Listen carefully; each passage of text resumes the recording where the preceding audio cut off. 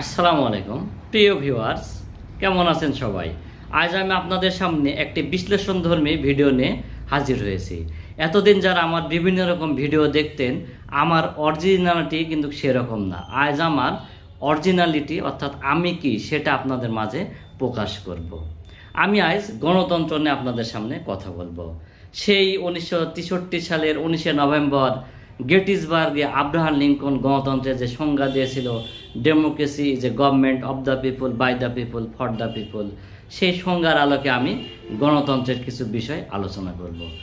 গণতান্ত্রিক শাসন ব্যবস্থা ঠিক কীরকম আমি ফেসবুক থেকে একটি গল্প পড়েছিলাম। সেই গল্পটি আপনাদের শুনিয়ে শুরু করব আমার গণতন্ত্রের আলোচনা।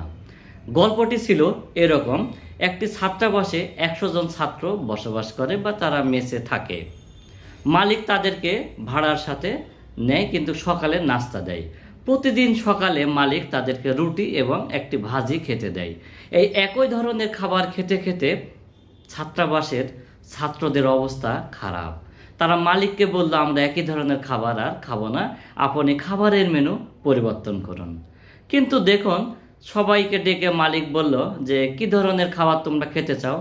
তখন কেউ বললো আমরা পরোটা খাবো, কেউ সিঙ্গাড়া, কেউ খিচুড়ি, কেউ ফ্রুটস, কেউ সবজি, বা কেউ ড্রাই জাতীয় কেক বা বেকারি বিস্কুট, এরকম আইটেম দিতে থাকলো মালিককে।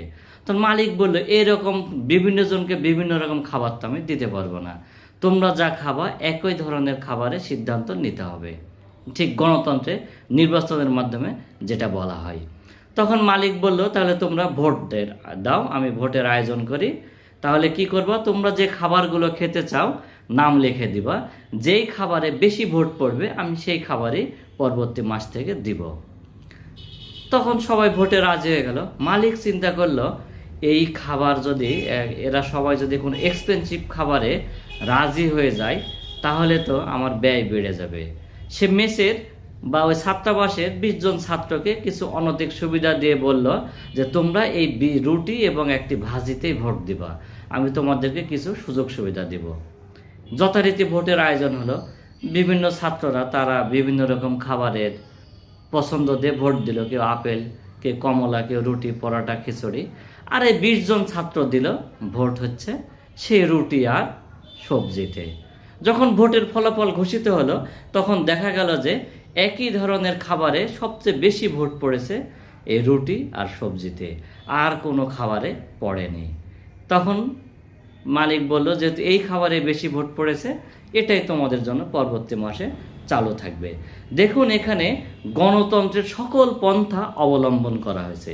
গণতান্ত্রিক পদ্ধতিতে নির্ধারিত হলো কে কী খাবে। কিন্তু দেখুন, মাত্র 100 জন ছাত্রের মধ্যে 20 জন ছাত্র ভোট দিয়েছে তারা রুটি এবং পরোটা মানে ভাজি খাবে, আর বাকি ছাত্ররা কি করেছে? আলাদা আলাদা খাবারের নাম দিয়েছে। সুতরাং তাদেরকে এই 80 জন ছাত্রকে কি মেনে নিতে হলো? এই 20 জন ছাত্র কি খাচ্ছে সেটাই। অর্থাৎ এই যে মুষ্টিমেয় কিছু সংঘবদ্ধ জনগোষ্ঠী যেই মতামত নিল, বৃহত্তর যারা এই মতামতের বিপক্ষে 80% জনগণ বা 80% ছাত্র, তাদেরকে সে মতামত মেনে নিতে হলো। আমার কাছে মনে হয় গণতান্ত্রিক শাসন ব্যবস্থাটাই ঠিক এরকম। আপনার কাছে কী রকম কমেন্টস বক্সে অবশ্যই জানাবেন। আর আমার এই বিশ্লেষণটি যদি আপনাদের ভালো লাগে তাহলে বেশি বেশি লাইক, কমেন্ট, শেয়ার করে সবাইকে এই ভিডিওটি দেখার সুযোগ করে দেবেন। ধন্যবাদ।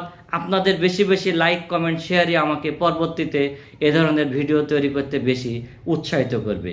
আসসালামু আলাইকুম, ভালো থাকবেন সকলে।